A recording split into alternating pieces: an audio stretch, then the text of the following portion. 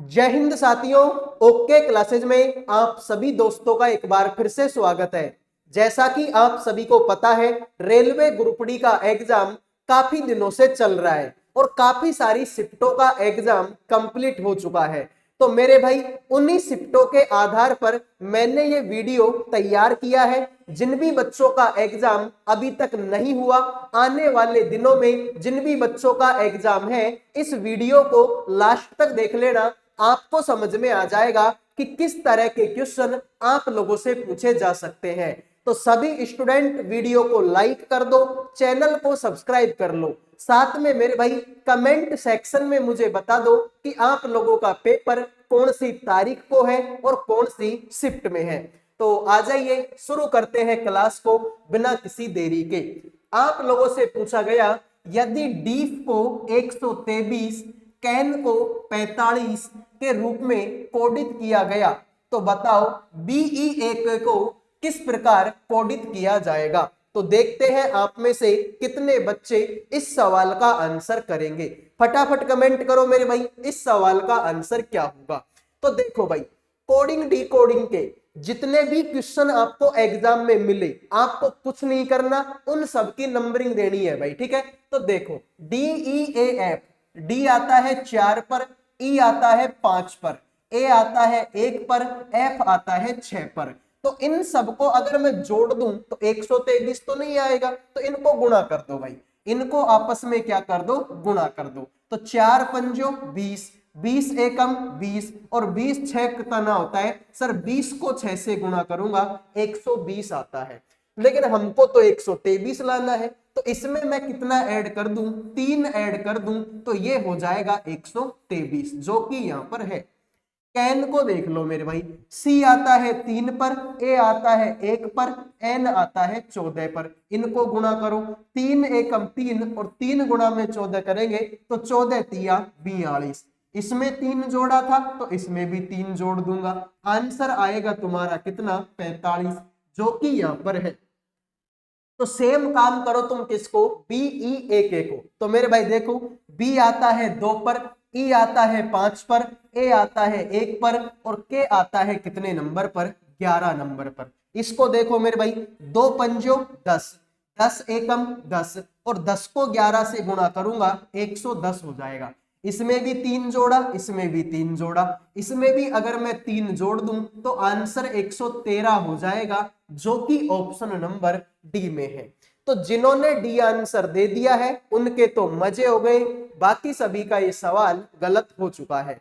उम्मीद करूंगा मेरे भाई ये सवाल भी आपको समझ में आ गया होगा। अब बढ़ते हैं अगले सवाल पर। अगले सवाल पर बढ़ने से पहले जो भी बच्चे रेलवे ग्रुप डी एग्जाम 2025 की तैयारी कर रहे हैं, जिनका भी एग्जाम अभी तक नहीं हुआ, आने वाले दिनों में जिन भी बच्चों का एग्जाम है, उन सभी के लिए करंट अफेयर का, जीके का, रीजनिंग का और मैथ सब्जेक्ट का PDF तैयार कर दिया केवल 100 रुपए में। 100 रुपए में आपको पूरी तो करंट अफेयर मिलेगी, जीके मिलेगी, रीजनिंग मिलेगी और मैथ भी आपको मिलेगी। तो मात्र 100 रुपए का PDF है। 100 रुपए कोई बहुत बड़ी बात नहीं है, लेकिन अगर मेरे भाई लास्ट टाइम में अगर 100 रुपए से आपको 10 क्वेश्चन का भी अगर फायदा हो जाता है तो ये अपने आप में बहुत बड़ी बात है। तो 100 रुपए का PDF है, अगर कोई बच्चा पूरे PDF को पढ़ लेता है तो वो सिलेक्शन के काफी नजदीक पहुंच जाएगा। तो जिन भी बच्चों को PDF चाहिए, इन नंबरों पे व्हाट्सएप मैसेज करके मात्र और मात्र 100 रुपए में आप चारों सब्जेक्ट का PDF ले सकते हो। अब आ जाए अगले सवाल पर बढ़ते हैं। अगला सवाल देखो मेरे भाई, अगला सवाल है, यदि एक कोडिंग सिस्टम में म्यूजिकल को 109 के रूप में, ठीक है, राइजिंग को 110 के रूप में कोडित किया जाता है, तो उसी कोडिंग सिस्टम में फोर्थ को कैसे कोडित किया जाएगा। सभी बच्चे बताएंगे इस सवाल का आंसर क्या होगा। तो देखते हैं भाई आप में से कितने बच्चे इस सवाल का आंसर करेंगे। फटाफट कमेंट करो मेरे भाई, इस सवाल का आंसर क्या होगा। तो देखो, ऐसे सवालों को करने का एक ही तरीका होता है कि आप इनकी क्या दे दो, नंबरिंग दे दो। तो मेरे भाई देखो, म्यूजिकल को देख लो यार, तो तो M आता है 13 नंबर पर, U आता है 21 नंबर पर, S आएगा 19 पर, I आएगा 9 पर, C 3 पर आता है, A 1 पर आता है और L 12 पर आता है। इन सबको अगर मैं जोड़ दूं तो देखो 13 और 21 कितना होता है मेरे भाई आपका, सर ये तो 34 होता है। 34 और 19 कितना होता है सर, 44 54 यानी कि 53 होता है। 53 और 9 कितना होता है सर, ये तो 62 होता है। 62 और 3 कितना होता है सर, ये तो 65 होता है। 65 और 1 66 होता है। 66 और 12 कितना होता है, 78 होता है। तो सर ये तो 109 के आसपास भी नहीं है, ये तो 109 के आसपास भी नहीं है। मतलब सर इस तरीके से जोड़ने पर तो आंसर तुम्हारा नहीं आएगा, तो फिर अपोजिट करके जोड़ दो। ठीक है, अगर ऐसे आंसर नहीं आ रहा तो फिर अपोजिट करो मेरे भाई। ठीक है, सीधी अंगुली से घी नहीं निकल रहा तो उंगली को कैसे कर दो, टेढ़ी कर दो। अब देखो इनके अपोजिट करो। M का उल्टा N होता है जो कि 14 नंबर पर आता है। U का उल्टा F होता है जो कि 6 नंबर पर आता है। S का उल्टा H होता है जो कि 8 नंबर पर आता है। I का उल्टा R होता है जो कि 18 नंबर पर आता है। C का उल्टा X होता है जो कि 24 नंबर पर आता है।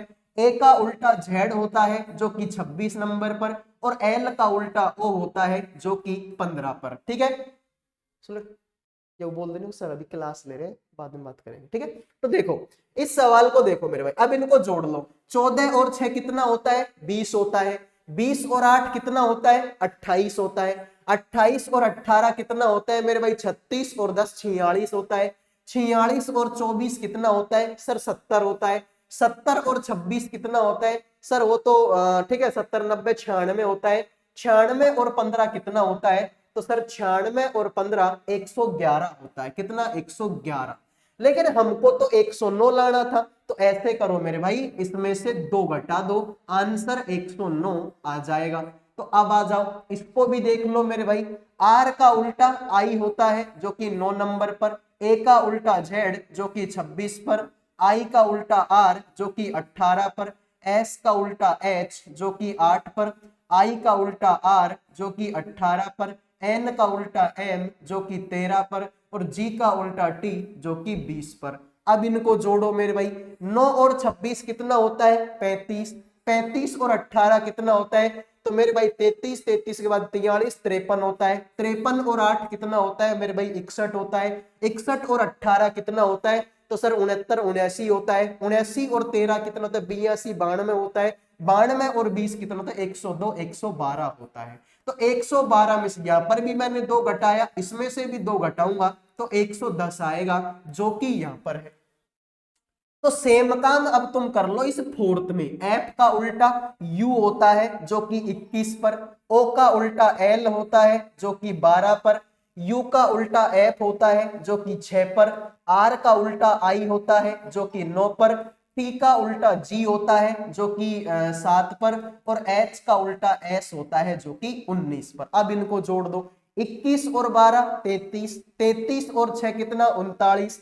39 और 9 48। 48 और 7 55। 55 और 20 कितना, 65 75 यानी कि 74 होगा।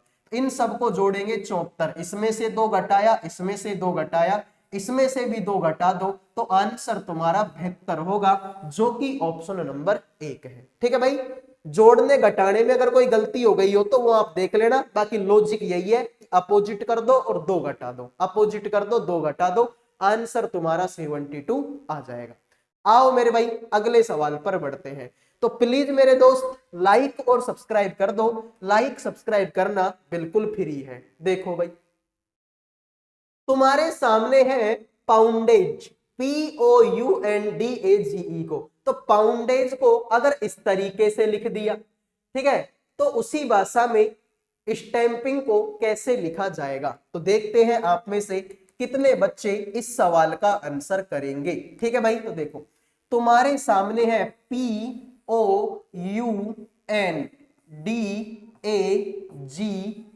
पाउंडेज है। इसको मेरे भाई लिखा है NOPUEGAD।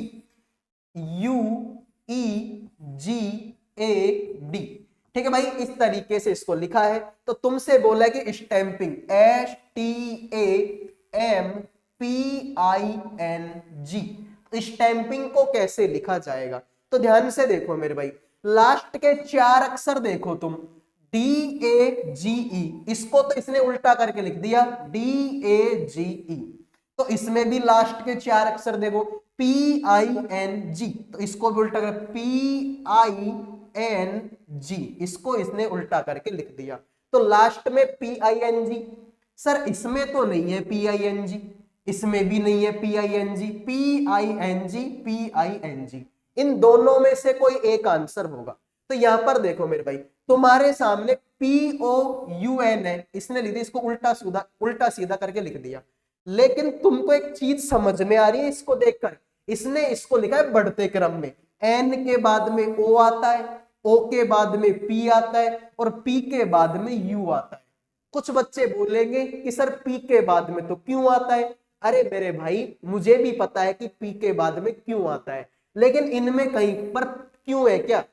QRST ये सब कुछ नहीं है, इसमें तो U है, तो U लिख दो। अब इसमें देखो बढ़ते क्रम में लिखो, सबसे छोटा इसमें A है, A के बाद में ABCDEFGHIJKL M है, NOPQRS है और S के बाद में T है। तो AMST इसी ऑप्शन में है। तो जिन्होंने आंसर दे दिया ऑप्शन नंबर 1, उनके हो गए भाई मजे, बाकी सभी का सवाल गलत हो चुका है। तो खतरी सवाल है मेरे भाई, याद होना चाहिए आपको, ठीक है। अब बढ़ते हैं अगले सवाल पर। देखो भाई, अगला सवाल आपके सामने है। एक निश्चित कोड भाषा में टर्निप को कुछ इस तरीके से लिखा गया, क्वीन को कुछ इस तरीके से लिखा गया, तो बताओ लेमन को कैसे लिखा जाएगा। तो मैंने अभी आपको एक चीज बताई थी कि भाई जब भी ऐसे सवाल आ जाए, इनकी नंबरिंग देना ही समझदारी का काम है, ठीक है भाई, इनकी नंबरिंग देना ही समझदारी का काम है। तो TURNIP, T आएगा 20 पर, U आएगा 21 पर, R आएगा 18 पर, N आएगा 14 पर, I आएगा 9 पर, P आएगा 16 पर। तो मेरे भाई देखो, 2 को और 0 को जोड़ोगे तो 2 आएगा, 2 को और 1 को जोड़ोगे तो 3 आएगा, 1 को और 8 को जोड़ोगे तो 9 आएगा, 1 को और 4 को जोड़ोगे तो मेरे भाई 5 आएगा। ये 9 तो बेचारा अकेला है, तो अकेला है तो अकेला ही लिख दो। 1 को और 6 को जोड़ोगे तो 7 आएगा। 23 95 97, 23 95 97, यही तो है। तो सेम काम इस लेमन में कर दो मेरे भाई। L आता है 12 पर, E आएगा 5 पर, M आएगा 13 पर, O आएगा 15 पर, N आएगा 14 पर। 1 और 2 3 होता है, ये सिंगल है तो इसको सिंगल लिख दो। इसकी शादी कराओ, 1 और 3 4, 1 और 5 6, 1 और 4 5। तो मेरे भाई 35 46 5। तो जिन्होंने आंसर दे दिया ऑप्शन नंबर 1, उनके तो मजे हैं, बाकी सभी का ये सवाल गलत हो चुका है। तो भाई इसी बात पर लाइक और सब्सक्राइब कर दो मेरे भाई, लाइक सब्सक्राइब करने का कोई पैसा नहीं लगता। अगले सवाल को देखते हैं। एक आदमी ने कहा कि मेरी मम्मी के पति का इकलौता बेटा आपकी बहन के भाई का पिता है, वह आदमी आपसे किस प्रकार संबंधित है। ब्लड रिलेशन के लगभग 2 क्वेश्चन आपके पेपर में आएंगे। मेरे पास में आज ही एक बच्चे ने कमेंट किया है कि मेरे पास में आज ही एक बच्चे ने कमेंट किया है कि सर आपका पढ़ाया हुआ रीजनिंग और मैथ में लगभग 80% आ गया।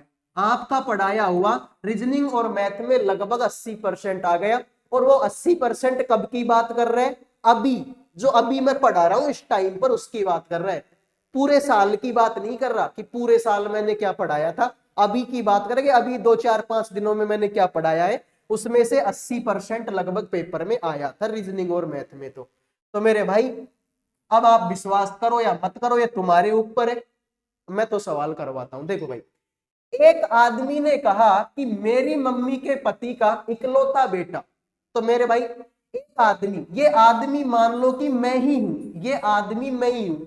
अब मैं बोलूं कि देखो, पेन उठाने की कोई जरूरत नहीं है, मैं अपने ऊपर लेके सवाल करवाता हूं, ठीक है। देखो, एक आदमी ने कहा, तो आदमी कौन है? वो आदमी मान लो मैं ही हूं। मैं बोल रहा हूं कि मेरी मम्मी के पति, तो मेरी मम्मी के पति कौन है? मेरे पापा है। और उसका इकलौता बेटा, तो मेरे पापा का इकलौता बेटा मैं खुद हूं। तो मेरे पापा का इकलौता बेटा वो मैं खुद ही तो हूं।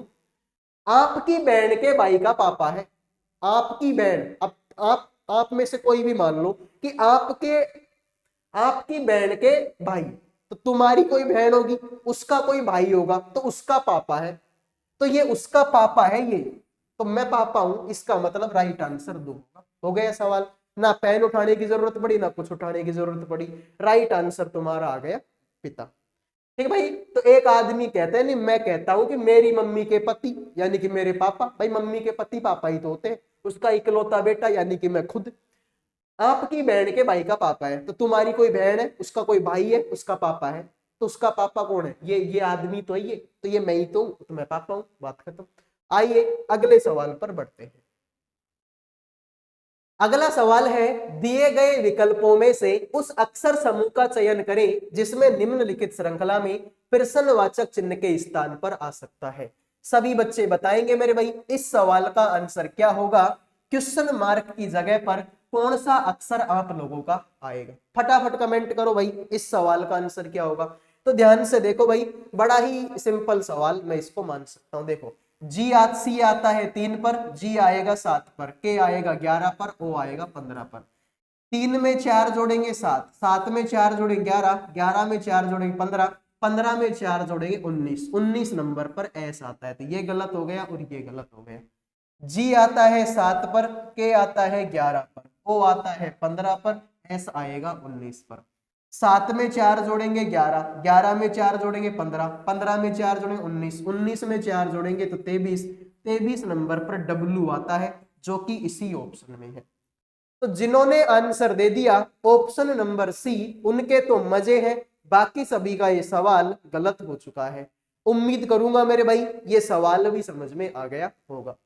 अब बढ़ते हैं अगले सवाल पर।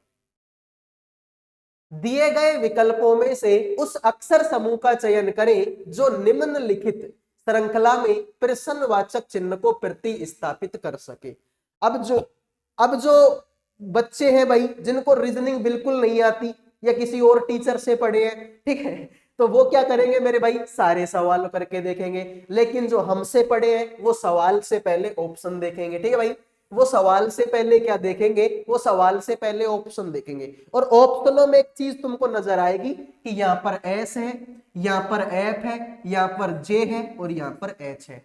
सर लास्ट का अक्षर सबका अलग अलग है, तो मैं पूरे सवाल को क्यों करूं, मैं लास्ट के अक्षर को ही करूंगा ना। तो मेरे भाई देखिए, एन के बाद में एम, सॉरी देखो, एन से पहले एम आता है, एम से पहले एल आता है, एल से पहले के और के पहले जे, जे के बाद में के एल एम एन, तो जे किसमें है, इसी ऑप्शन।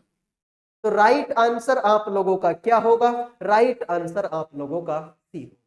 और भी देख लो भाई, आई के बाद में जे, जे के बाद में के बाद में एल, एल के बाद में एम और एम इसी ऑप्शन। कैसे भी कर लो आंसर वही आएगा जो आना है। अगले सवाल को देखते हैं भाई, अगला सवाल क्या बोलेगा। दिए गए विकल्पों में से उस अक्षर समूह का चयन करें जो निम्नलिखित श्रृंखला में प्रश्नवाचक चिन्ह को प्रतिस्थापित कर सके। तो मेरे भाई ध्यान से बताओ इस सवाल का आंसर क्या। तो देखो इसमें भी एक ही काम करो। देखो लास्ट में बी है, एच है, जी है, एन है, यानी लास्ट का अक्षर सबका अलग अलग है, तो लास्ट के अक्षर को ही कर लो ना यार। एफ आता है 6 पर, एच आएगा 8 पर, जे आएगा 10 पर, एल आएगा 12 पर। 6 में 2 जोड़ेंगे 8, 8 में 2 जोड़ेंगे 10, 10 में 2 जोड़ेंगे 12 और 12 में 2 जोड़ेंगे 14, 14 नंबर पर एन जो कि इसी ऑप्शन में। तो जिन्होंने डी आंसर दे दिया है उनके तो मजे हो गए, बाकी सभी का सवाल गलत हो चुका है। आओ मेरे भाई अगले सवाल को बता दो। दिए गए विकल्पों में से उस अक्षर समूह का चयन करें जो निम्नलिखित श्रृंखला में प्रश्नवाचक चिन्ह को प्रतिस्थापित कर सके। तो भाई देखो वही काम करना है, वही ट्रिकबाजी हमको खेलनी है, ठीक है, वही ट्रिकबाजी खेलनी है कि यार सबका शुरू का अक्षर डब्लू है, सबका शुरू का अक्षर तो डब्लू है, तो शुरू के अक्षर को देखना ही क्यों है, ठीक है, शुरू के अक्षर को देखना ही क्यों है। अगले वाले पे बढ़ो, देखो भाई जेड आएगा 26 पर, डब्लू आएगा 23 पर, आर आएगा 18 पर, एन आएगा 14 पर। 26 में से 3 कम करूंगा तो 23 आएगा, ठीक है।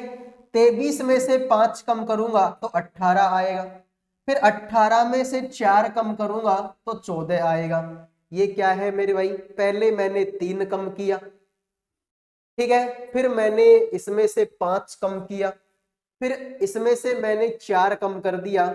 अब इसमें से मैं कितना कम करूं, 3 के बाद में 5, 2 बड़ा है 1 घटाया है, ठीक है भाई। तो ऐसा तो कैसे पॉसिबल है भाई ये सवाल, ठीक है। ठीक है भाई, तो देखो जेड आता है 26 पर, डब्लू आता है 23 पर, आर आता है 18 पर, एन आता है 14 पर। इससे तो ये सवाल तुम्हारा नहीं होगा भाई, ठीक है, इससे तो ये तुम्हारा सवाल नहीं होगा भाई, ठीक है।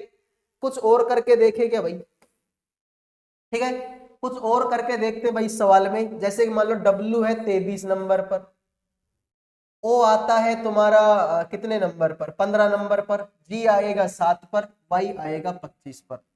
23 में से मेरे भाई 8 कम करेंगे तो 15 आता है, 15 में से 8 कम करेंगे तो मेरे भाई 27 आता है, सॉरी 7 में से 8 कम करेंगे 25, और 25 में से अगर मैं 8 घटाऊंगा, 25 में से 8 घटाऊंगा तो 17 आता है, और 17 नंबर पर क्यों आता है।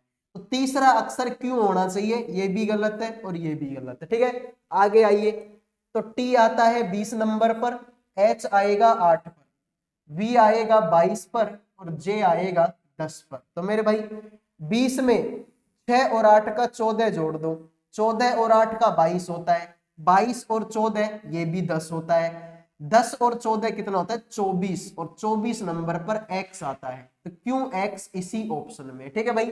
तो लास्ट में क्यों एक्स और लास्ट में क्यों एक्स, तो इसी ऑप्शन में। उम्मीद करूंगा मेरे भाई ये सवाल आपको समझ में आया होगा। समझ में आया है तो वीडियो को लाइक करो, चैनल को सब्सक्राइब करो। अगले वीडियो में मिलेंगे। जय हिंद, जय भारत।